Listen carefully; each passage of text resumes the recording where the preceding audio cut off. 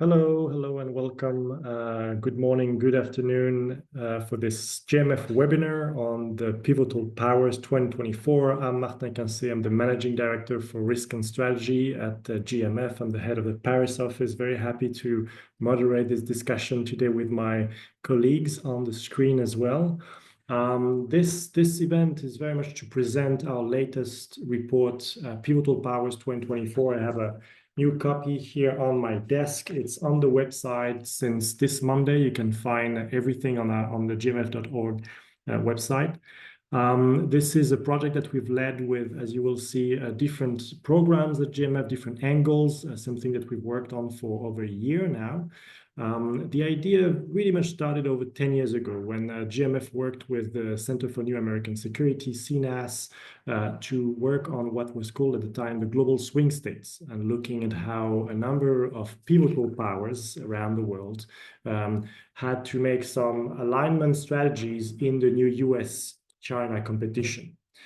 Fast forward 10 years, in 2023, we relaunched that whole project with Global Swing State 2023, looking at, again, alignment strategies of a number of powers and actors of the so-called Global South in the context of the war in Ukraine, knowing that a number of these actors have very different understanding and priorities in this context of the war, and how this highlighted, I think, deeper misunderstandings and perhaps misperceptions here in Europe and in the United States about how we can cooperate with those countries.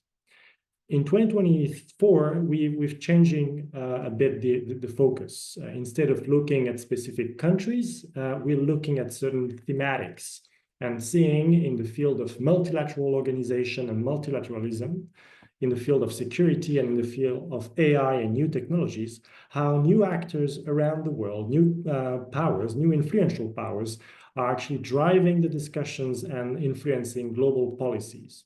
And what we want to show you today through these three chapters and with the different authors of the chapters is how we Europeans and Americans can think about our engagement with a number of countries around the world who have become truly pivotal in those fields of policies.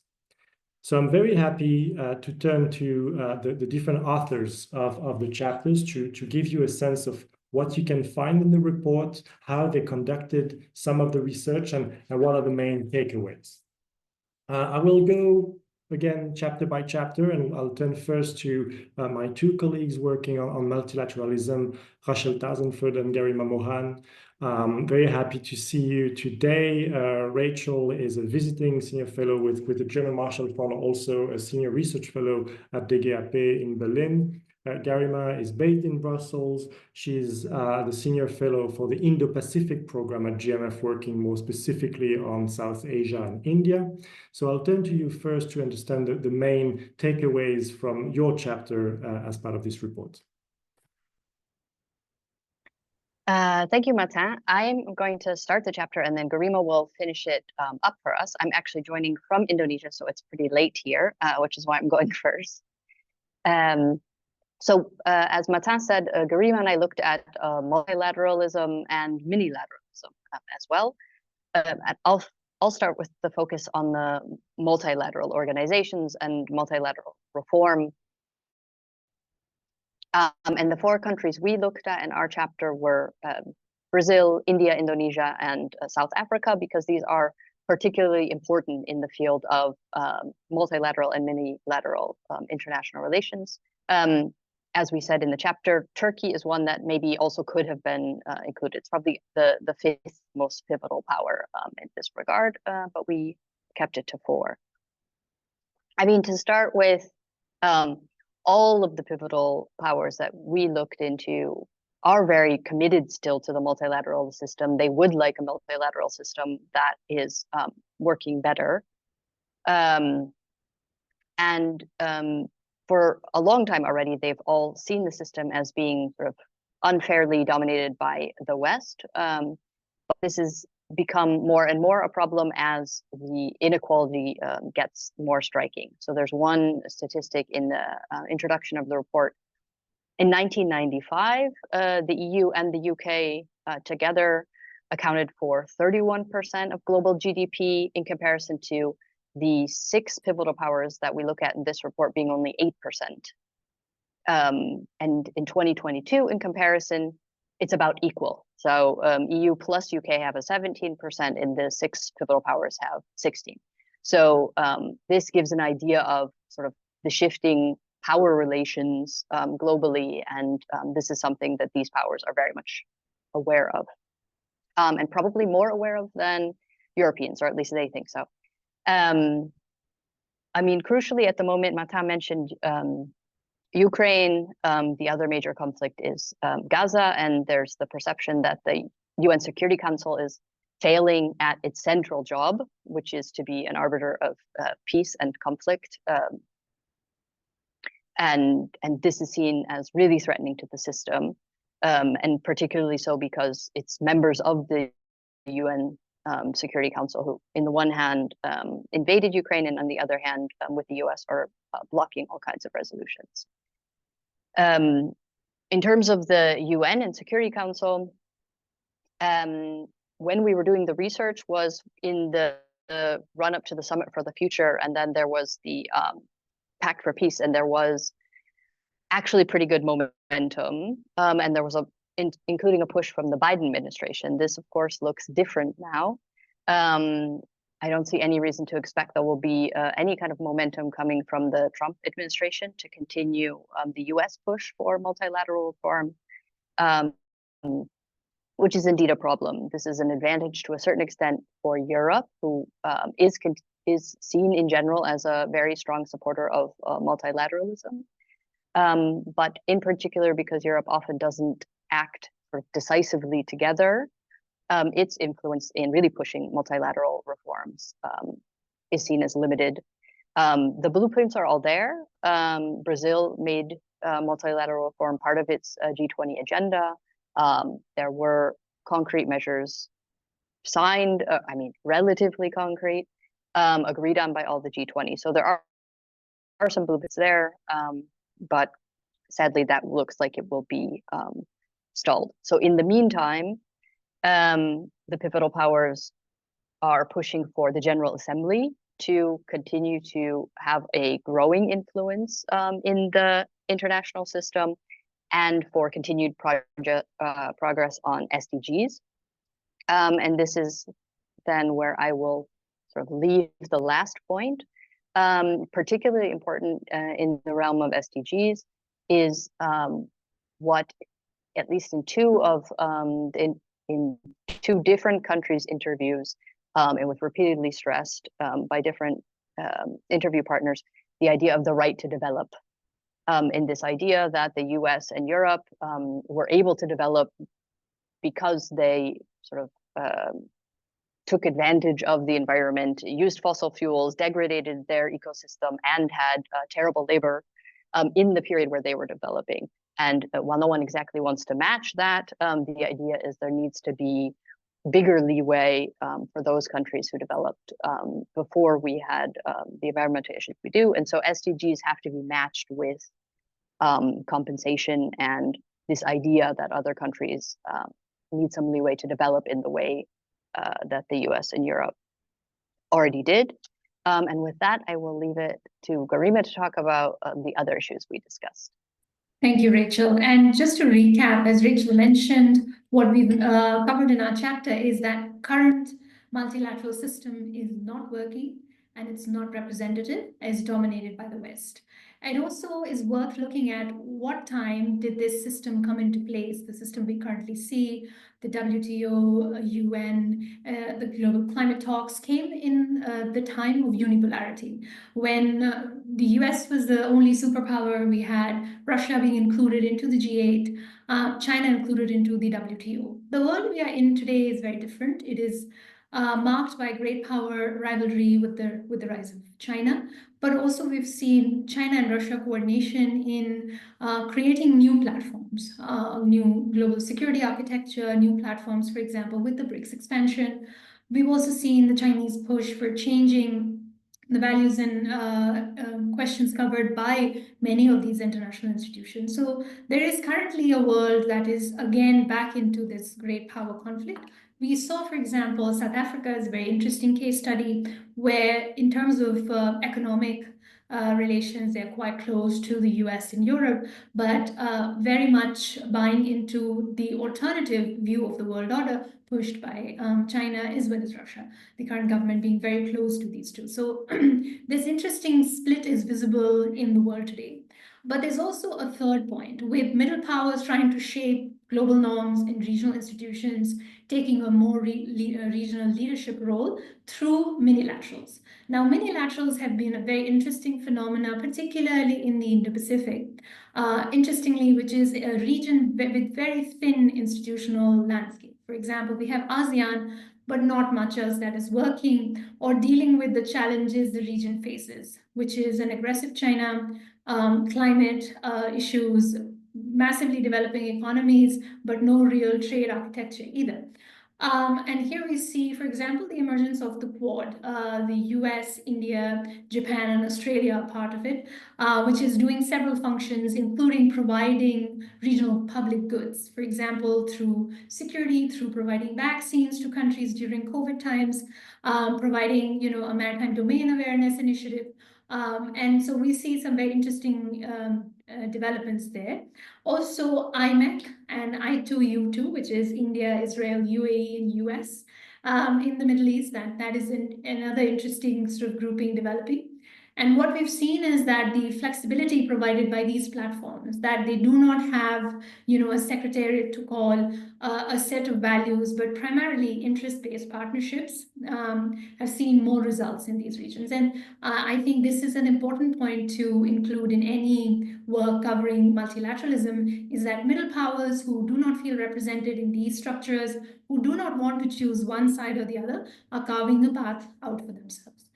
So we have some very interesting examples in the chapter from India, Indonesia, and Brazil, but I will leave that for you to read the report and perhaps answer the questions. Thank you. Thank you very much, Garima. Thank you, Rachel. And yes, you can ask your question using the chat function that is at the bottom of the screen. Don't hesitate to put the questions, and I'll make sure to ask the authors during the Q&A session. I myself have a couple of questions follow up on the multilateral sections. I mean, this is a very topical issue. We've seen with the BRICS summit in Kazan in October, with the G20 this month, actually this week. I think it would be great to hear also your views on some of these more recent events. But without further ado, let's turn to the next chapter dedicated to security policy with my colleague Gesine Weber, who is a research fellow for the geostrategy team at GMF, working specifically on security issues. So Gesine, tell us, what did you find as part of your research? Yeah, thank you, Martin. And thanks to Garima and Rachel for already so brilliantly setting the scene here for the security chapter, because there are indeed some patterns that I think we can observe across chapters. What I think is important is, first of all, to take a step back and basically ask ourselves, where is this debate in the security realm coming from? Because there is still an argument which is quite present as well in, on the one hand, academic circles, but also in some policy circles, which is that the idea of multipolarity is basically a myth.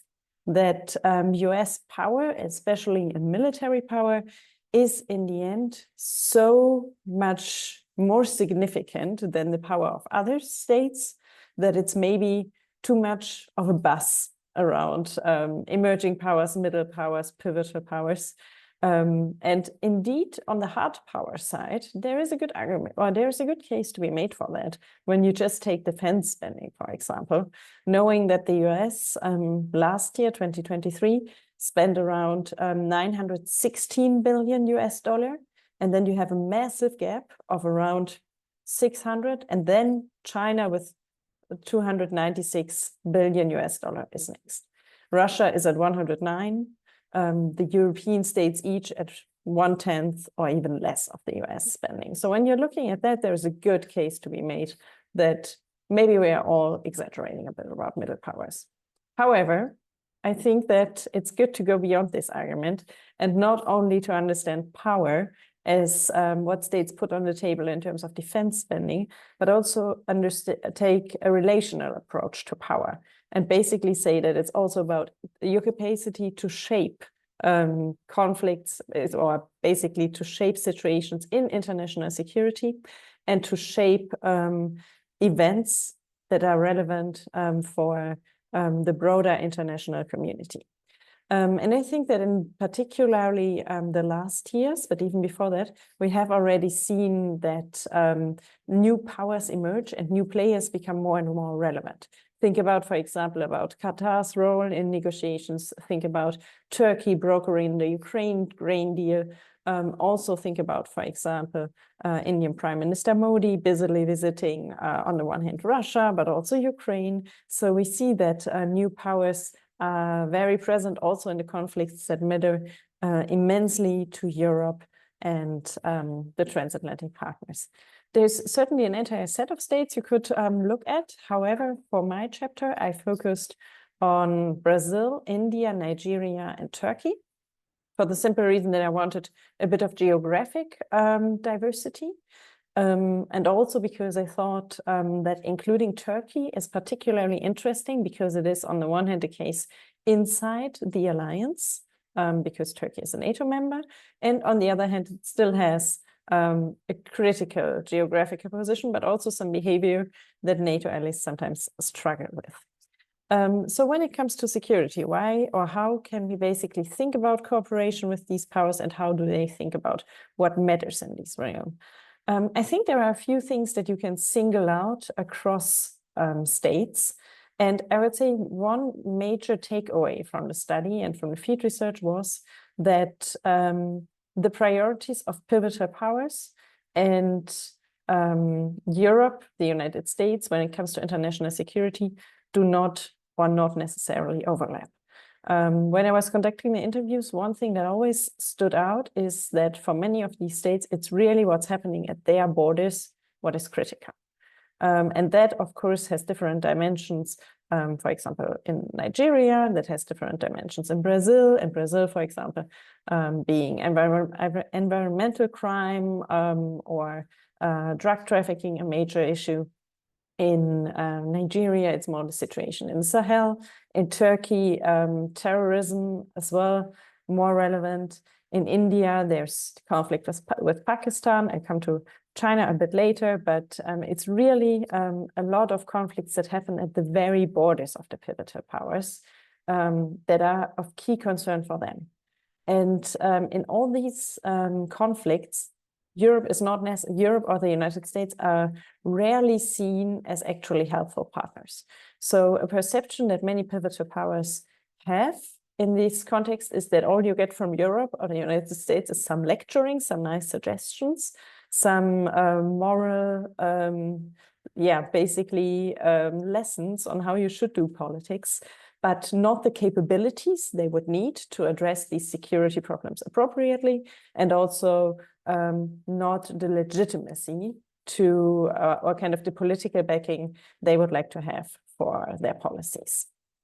In general, I would say that I mean, we can go into the details maybe in the Q&A, but I would say that there are a few good practices for cooperation in the security realm that are standing out. And first of all, I would mention an aspect that was already mentioned by Garima as well, and that is flexibility, working in minilateral formats and seeing where basically you can find synergies with pivotal powers on topics that matter to you. Here again, I would, for example, mention India and, for example, also the trilat of France, the UAE and India, or the Quad security dialogue in the Indo-Pacific. These are formats where you can really address the questions that matter for the pivotal powers without forcing them into alliances, because alliances are kind of a big red flag in a relationship with pivotal powers. Because this idea of having to choose between the United States and China is not helpful, or is something that they do not really want. And also for them, it's just really problematic to be forced into this narrative of a world of two blocks. So that's something they do not want. So takeaway, flexibility, minilateralism is helpful. Another takeaway is it is transactional, but in a positive sense. So basically, there is a high interest in really striking deals that are beneficial for both sides. And for example, the United States security cooperation with India and defense sales set an example here. And when you look a bit more on the ground security cooperation side, Nigeria, for example, constitutes an interesting case of how the EU empowers or works together on maritime security with partners. So I think that overall, the takeaway from the security chapter is the agency of pivotal powers in security matters, and also empowering them as regional security actors is basically something that Europeans and the United States would substantively benefit from. Great, thank you very much, Gesine. Same, I will have a couple of questions for you. I found a lot of your findings really interesting and love to elaborate on this. But let me turn to the two authors working on the AI and new technology chapter. And that will be the last chapter we'll discuss with Christina Couch, who is the Deputy Managing Director and Senior Fellow at GMF South, and Sharini Jacquiani, who is Senior Officer for Artificial Intelligence and Democracy at GMF Tech. What do you want to share with us with regards to your chapter on AI and tech?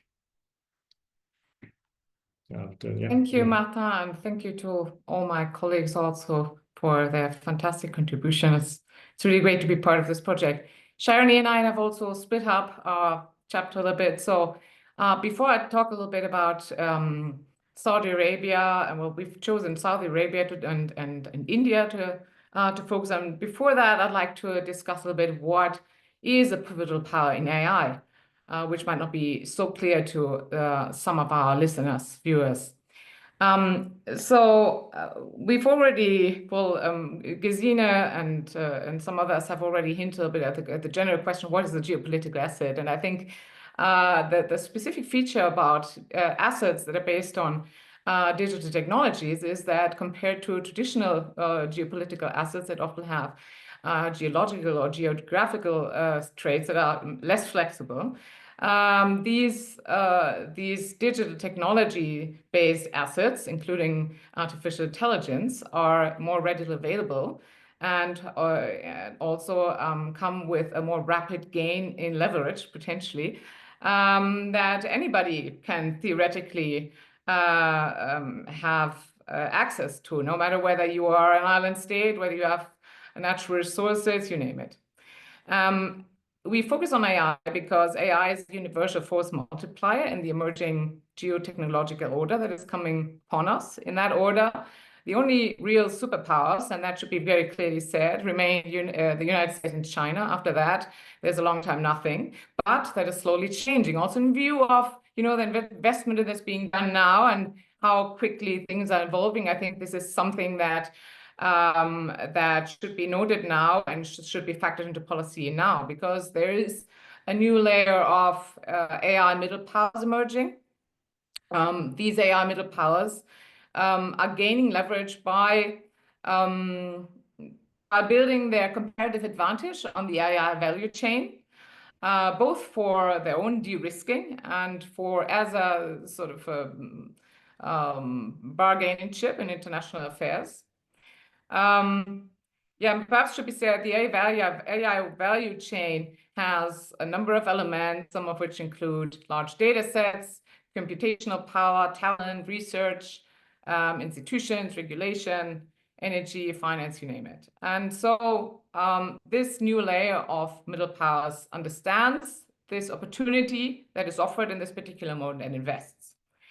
Now, Saudi Arabia and India, as I said, were picked by us because they are both countries that strategically leverage their assets in the AI value chain in order to advance their interests on the international stage.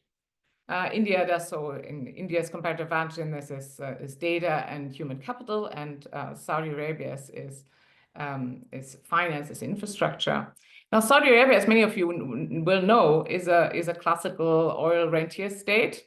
that urgently needs to diversify. In order to do so, it has embarked on a generational transformation project for the last decade called Agenda 2030. And in doing so, in that Agenda 2030, 2/3 of the measures contemplated use digital technology, including AI. And in doing so, Saudi Arabia is using its current comparative advantage on the world stage, which is basically oil and money, to switch from an oil rentier to become, from an oil rentier state to become a technological power sometime in the future, because of course it knows the oil is running out, this is going to last.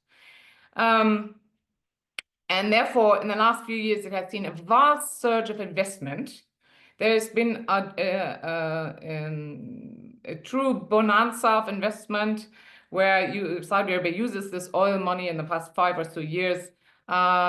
This year, the government announced a $100 billion fund for digital technology, all investment. It is right now the largest digital market in the Middle East and North Africa.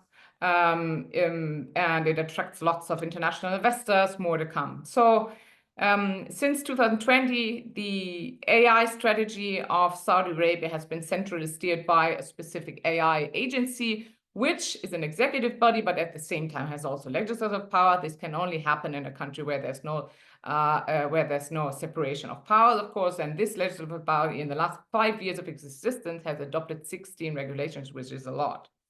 Now, I guess summarizing on Saudi Arabia, what is happening here is that there's enormous speed and a very tight strategic outlook. In fact, on the Tortoise's AI index for this year, 24, Saudi Arabia has been ranked #1 worldwide for government strategy.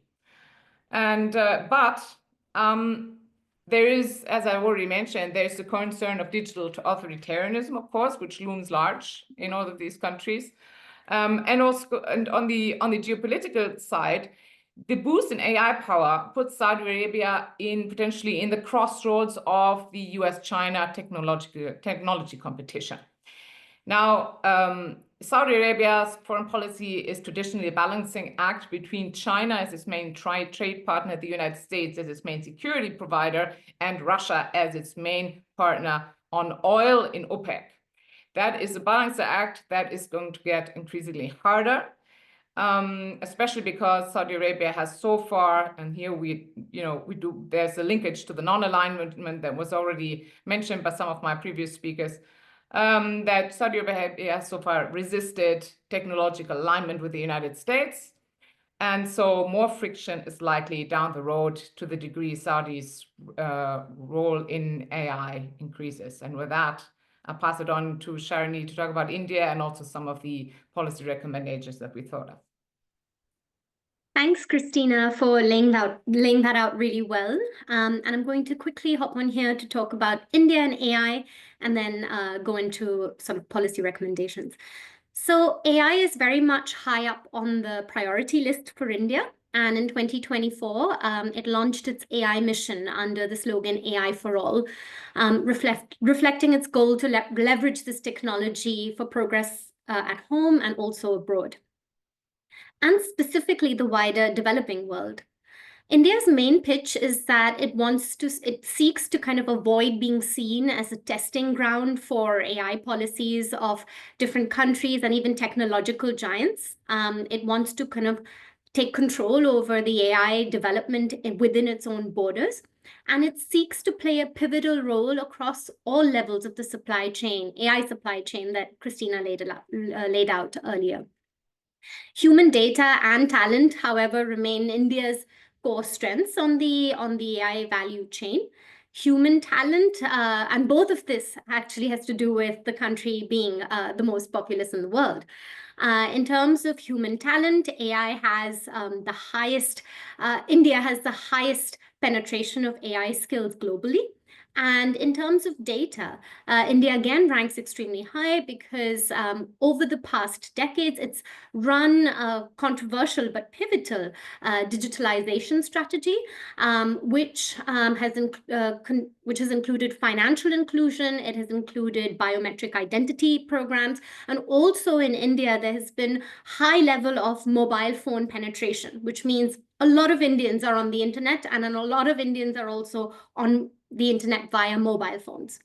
As a result, India is trying to create data protection regulation to support a lot of this data to be used for the training of AI models. So this way it can actually leverage its strengths in this area. So if we abstract here, what does this mean for India on a sort of wider geopolitical level? Many transatlantic powers have recognized India's strengths across all levels of this AI value chain.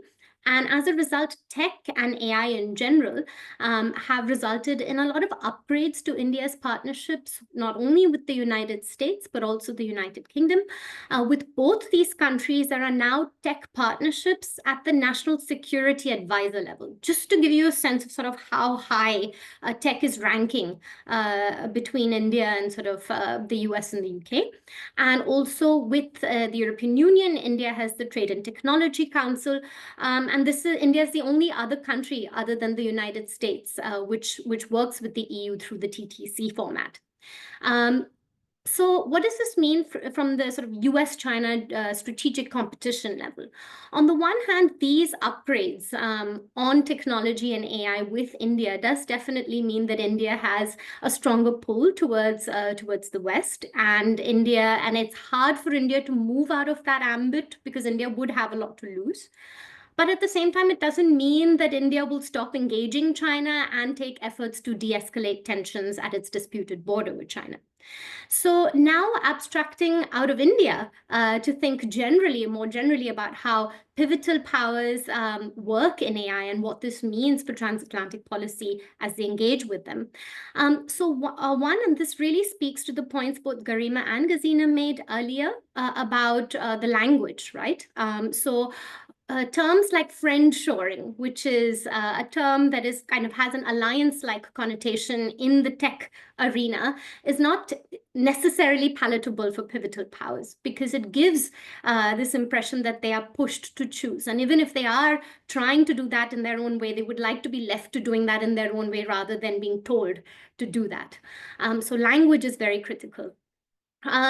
The other aspect is AI value chains are complex and diverse. So engaging pivotal powers, again, speaking a lot to what Gesine mentioned earlier, leveraging their strengths is key. So understanding which pivotal powers have strengths on which aspects of the AI value chain, and then working with AI, with pivotal powers in those specific domains would be a strong way of diversifying supply chains and also preventing over-dependence on specific actors for certain aspects of the supply chain. And third, a multi-stakeholder approach. So in tech, vis-a-vis the other aspects that were discussed earlier in our session, the state is not the main actor. There are several other actors in technology. These include corporations, these include trade organizations, these also include civil society. And when you're working with a pivotal power on technology, you need to be mindful of all those actors that are a part of that landscape. Civil society in particular, as Christina mentioned, digital authoritarianism is an important concern, and this is often discussed by civil society within countries, especially within pivotal powers in which civil society is allowed to operate, and India is a case in point. So these voices should not be ignored because these can also have implications for how the transatlantic world wants to engage with them on AI. So considering multiple actors when engaging with pivotal powers is essential in the AI domain, and I will stop there. Great, thank you very much, Christina and Sharini. Let me go first to Garima with a couple of questions, and then I'll turn to Gesine and then to the AI chapter. Garima, you mentioned first the question of minilateralism as being sort of a solution to a number of blockages that we see in multilateral organization. Can you explain a bit more what we can sort of advise or suggest to specifically European countries with regards to their relationship to multilateral formats? Are we saying that there should be an incentive to join any kind of formats because that's the way you can be part of the conversation and put some of your arguments, or is there a more strategic way to engage with that minilateralism that we talk so much about? That's my first question. Second question for you, what do you think would be or could be the reaction of some of the pivotal powers that you worked on following the election of Donald Trump? And the fact that there is, clearly a discussion in Europe on how the next Trump administration will engage with multilateral organization, the UN, but not only. What do you think would be the sort of instinctive response from these countries to adapt to this new US policy? Great, thank you for your questions, Marta. The first one, I think minilateralism and multilateralism have their own place. So it's not that minilateral formats can replace what a truly multilateral format can achieve in terms of the bigger challenges, the global challenges that we face today. My recommendation for Europe is actually to look at France. France has done a very good job in joining trilaterals. The France-India-Australia trilateral has finally taken off, was briefly sidelined by the AUKUS announcement. But I think this is interesting because the minilaterals, particularly in the Indo-Pacific, focus on certain issues. So they are issue-based partnerships, for example, on supply chains, on maritime security, on dealing with sort of providing infrastructural alternatives to China. So that makes them actually quite strategic, and European countries can choose which issue they would like to ally with the middle powers in the region. And given the European increasing interest in engaging with the Indo-Pacific, I think it is extremely important to look at these platforms. The EU and the instinct we have in Europe in general is towards institutionalizing things, regulatory focus, etc. This is now how these institutions work, not institutions formats, minilateral formats. This is how they work. I think you need to be a little bit nimble and flexible in order to operate within them well. And I think for member states might be more easy. On the reaction to Trump, I'll focus on Asia, on India and the Indo-Pacific and Indonesia, the two cases that we followed.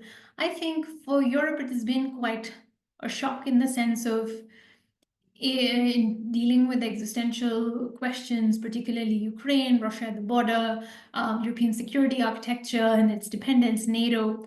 For Indo-Pacific, it's not that big of a shock. A lot of countries, India and Indonesia, both have had a very good partnership with the Biden administration, but can also deal with the Trump administration. Of course, everybody is sort of gearing itself for a more transactional approach.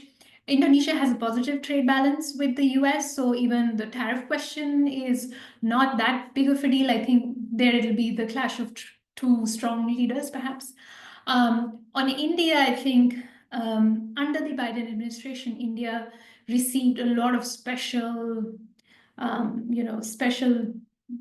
place in the overall allies and partnership structure, and it'll be a question whether it will continue. On multilateral formats, obviously, it is clear that Mr. Trump will withdraw, and that only gives impetus to countries like India, for example, to take a greater role, for example, in the climate talks. And most of these countries are ready to step up into a greater role in certain formats, which give them a place to speak. For example, the UNSC would not be a case here, but other formats perhaps. Climate, I think, would be pretty important, particularly as these countries face an existential crisis on that front. Thank you, Garima. Turning to Jezine, you mentioned the need to have some sort of positive transactionalism in our relation to a number of these pivotal powers in the security realm. Transactionalism is a term that we often hear about when we talk about the Trump administration, not as much when we talk about European policy. Now, could you give us your sense of how the EU or European powers could be a bit more transactional in the positive sense of the term when they talk to these powers? That would be my first question. And second question, there is also a sense that in the different countries that you studied, some have rather positive findings with regard to how they work with the US and Europe, and some more negative. I'd love for you to have a chance to elaborate a bit more on the Nigeria case and explain what you think could be a model or not for other countries as they work with Europe and the US.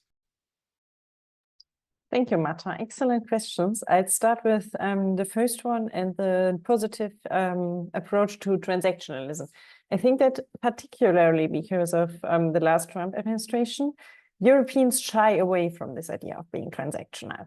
So it sometimes it's a bit connotated of being a partner who is just focused on getting the best deal. But with pivotal powers, it is, I think, important to shift away from this mindset that transactionalism is a second best solution. So for many pivotal powers, this idea that relationships are a give and take, you have a good deal, for example, let's say on defense also, or let's say on capabilities, that is something that for many pivotal powers is precisely what they want. They don't want a fully fledged alliance or a fully fledged security treaty or a fully fledged mutual defense commitment or so, because that will also force them to align. And I think that this is precisely also what Europeans can endorse in the cooperation with these partners. So when, for example, there is awareness that there are just many questions also in, let's say, on other issues where the EU and its partners do not necessarily agree, can be really good to just single out the issues where they can work together and then see how a good deal can basically look like. I would, for example, think about replicating for European states what the US is doing very successfully in defense cooperation with India. And that is really also beefing up just the supply or the exports from the European side, but without necessarily linking them to too many conditions. So I think that this is a very good starting point. Speaking about good starting points, I now turn to the Nigeria case, because I think that Nigeria was one of the cases that personally surprised me most when I was conducting the research, because I think that the US has adopted an approach that Europeans can learn a lot from when it comes to Nigeria and African security in general, which is African-led and US-enabled, so that the US will, if necessary, provide certain capabilities. The US will provide political backing and hence a lot of legitimacy, which is necessary for states like Nigeria to take regional leadership. But at the same time, it will not actively go in and send boots on the ground to support, for example, operations there also, or to take the lead. So the idea is really that the US, through this African-led, US-enabled approach, is, if you want to take the metaphoric arm, maybe at the back seat, or just one of the mechanics who is sometimes providing a bit of support. And for the Europeans, you have the coordinated maritime presences there that work well and that provide support, yet also without directly playing a dominant role. I mean, there are also some concerns about cooperation there and potential for the EU, for example, to exploit that in other realms like fisheries. But I think if communication is clear about European interests on this side as well, these two can actually set examples potentially also for other regions. Great, thank you, Zine. Last two questions on AI, and then I'll turn to the question in the Q&A. And Sharini, Christina, you can decide who answers. you discussed the nature of an AI asset and the fact that in itself it's quite different from other geopolitical assets. Now, is there an argument that the nature of this asset makes it that it could be a winner-takes-all kind of field? That what is exactly the end game for what you called AI middle power? If the US and China are so much ahead, is there actually space for technological innovation in AI if there is such a discrepancy of investments and capacity? And just to give you a context, we had a discussion yesterday with a French official and stating that about 60% of all AI investments in the world go to the US, about 20% go to China, and only 6% go to the EU. And the very question of whether we are competitive also should take these numbers into account. So how do you think that these pivotal powers, what do they hope to achieve in the field of AI if there is such a discrepancy? And the second question is whether you think that there is any appetite for discussing regulations with Europeans, because you had this approach to AI as you said, a power asset. Now, the European approach obviously is mostly about standards and regulation. What is there a space for discussion there with pivotal powers?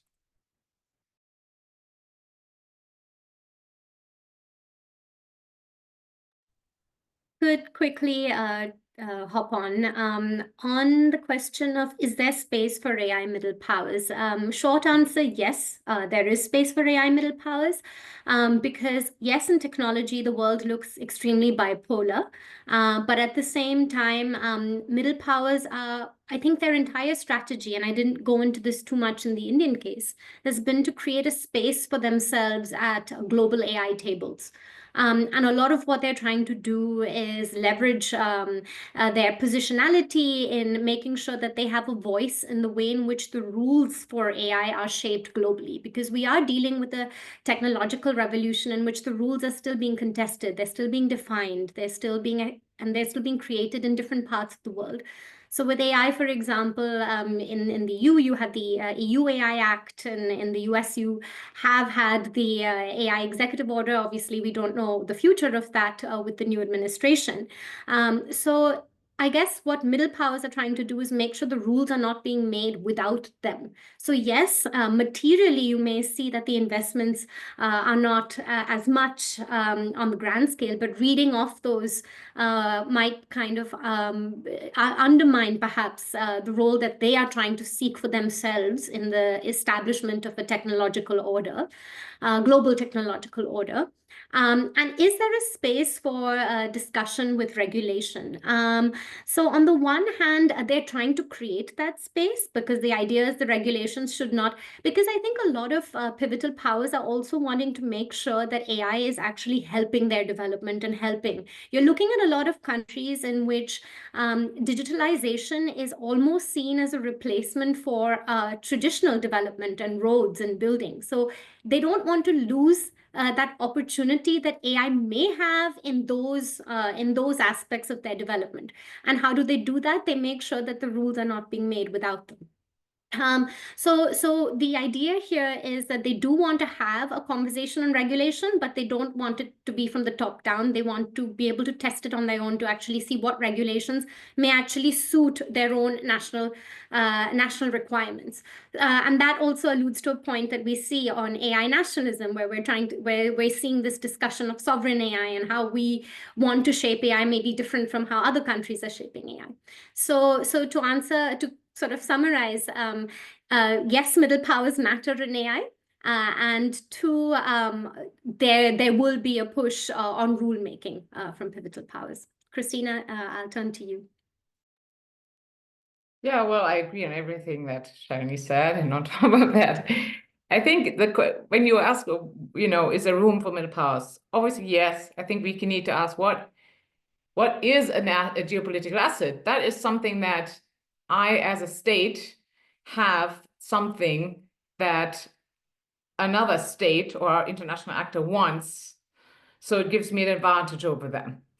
So for that, if we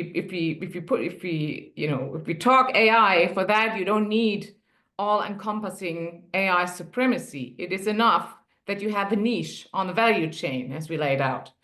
Look at the Taiwanese chips factory and how much leverage that is bestowing on not only on Taiwan but on the whole regional setup. That is only one extreme example. You can have, and you can find others. The second thing is that if you look at right now at the ranking of AI capacity in the world, the top 20, well, the number 1 and 2 are the United States and China, but among the remaining 18, 8 are non-Western. Yeah, so there is really, and I do think that it really is more telling, not to look at the status quo, but at looking at the investment figures.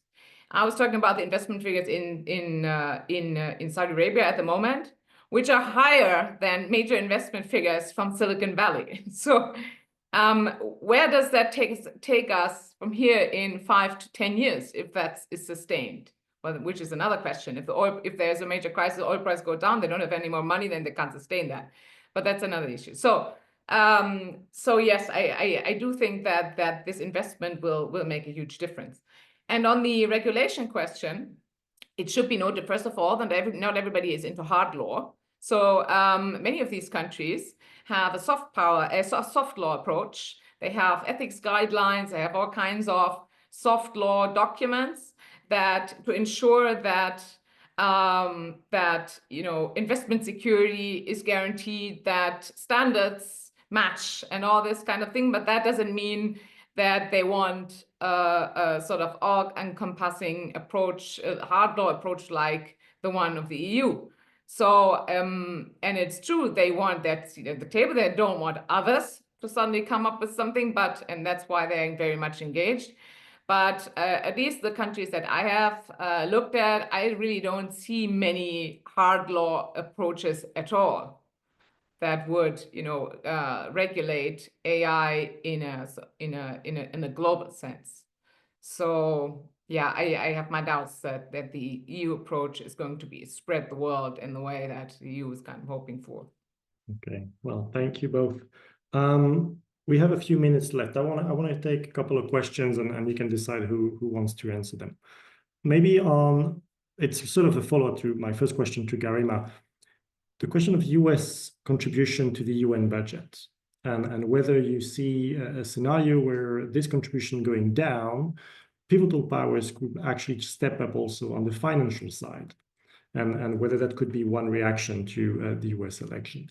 Another question for also for the AI group is whether most of these investments are actually defense-driven. And I know, Sharini, you've worked a lot on AI and democracy and the question of the values there. Would love to hear your thoughts on the share of defense thinking in that field. On AI as well, whether you see a specific role for the UN, or going back to what Garima talked about and the need to think a bit more differently about formats of cooperation, whether the UN is not the right forum for that. Maybe let's start with Garima. Yeah, I think on the US contributions, they're most likely to take a hit. But I do not know if pivotal powers would want to step in, because while for like a pivotal power like Brazil, the UN is quite useful and they have been quite vocal, for example, in R2P and other debates, I think there is also a sense that the UN is not performing, not very effective, as we had mentioned in our chapter, Ukraine, Gaza, Lebanon. I think these are sort of quite important cases where many countries in the world feel the UN is not effective or not the right, say, platform. So I do not see any financial contributions, although I have to point out that in US peace and security missions, the greatest contributions are from Nepal, Pakistan, India, Bangladesh. Good point, yeah. Christina, Sharini, on AI, what would you like to answer? I could take a stab at your at the question on defense and AI in the military. Short answer, pivotal powers, at least India for sure is using already AI in the military. They're in the process of also seeing the use case and the applications of AI in the military. So they're in this process of integrating it, and this is definitely considered, I think, but the AI in the military question is a far wider one, just because this doesn't have, and this is worrying enough, that there is no global level regulation on AI in the military in general. So this is a huge concern even at the G7 level, where we are actually seeing AI being used at the battlefield without adequate regulation. That being said, there is a lot of discussion in the armies about how much faster AI can be used for military surveillance, for drones. There are all these discussions, and they are being used, and definitely, but worryingly so, not enough discussion on how this is being regulated.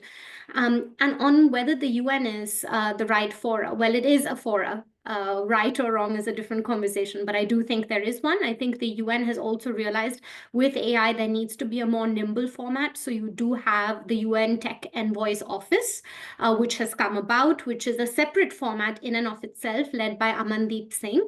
And this entire format, well, what's happening with global governance of AI in general is they're trying to center it mostly on the OECD AI principles, which have also been integrated in other formats sort of quietly. So you see it in the G20 declarations, OECD AI principles are endorsed. You see it at the G7 level as well.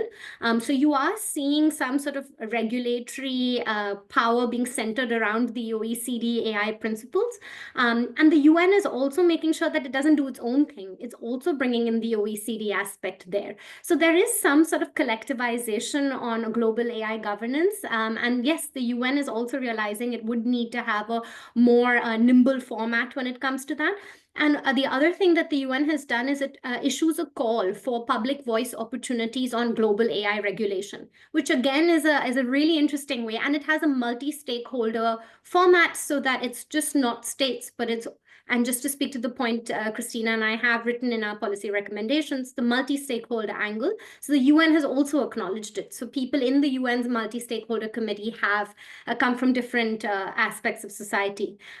So whether it is the right format or not, different question, but it is definitely adapting. Christina, I'll turn to you. Yeah, maybe just on the defense question. I absolutely back what Sharon is saying on the stalled discussion, global discussions on regulation of AI-powered weapon system or the use of AI in defense. I think this is a hugely under-discussed issue. We are talking a lot about nuclear proliferation, and this is really what we should be focusing on in a world that is getting increasingly polarized and increasingly volatile in security terms.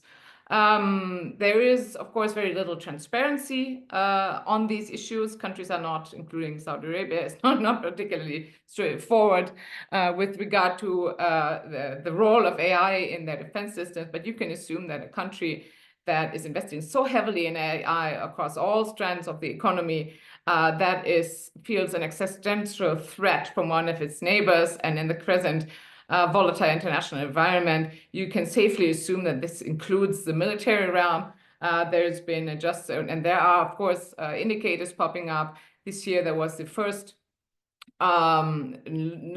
domestically produced drone exposition in Saudi Arabia with both civilian and military use drones. And plus to all of this adds the fact that increasingly AI technology, the division between dual use and non-dual use goods is blurring. So, and a lot of this, what has been put against all of this discussion is talking about in Europe and the United States, is talking about the export regime, which, and frankly, is quite a helpless approach. So yes, this is extremely worrisome, and this is something that should be much more focused on.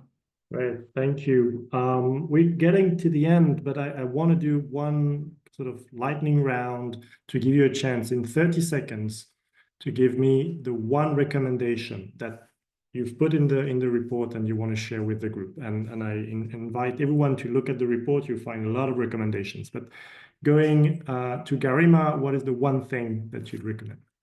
Well, our recommendation is aimed at US and Europe that it is time to shift how power is represented in multilateral formats to make them effective, to make them work. If not, middle powers and other emerging countries will find their own way. Amazing. Thank you, Gesine.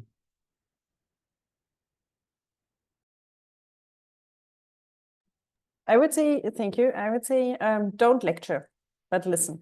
There is, the tone is extremely important, and pivotal powers as security providers bring a lot to the table.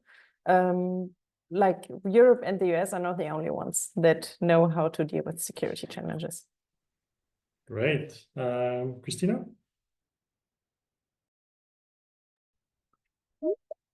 Use the opportunities provided by the rise of AI middle powers to de-risk in a non-lecturing way.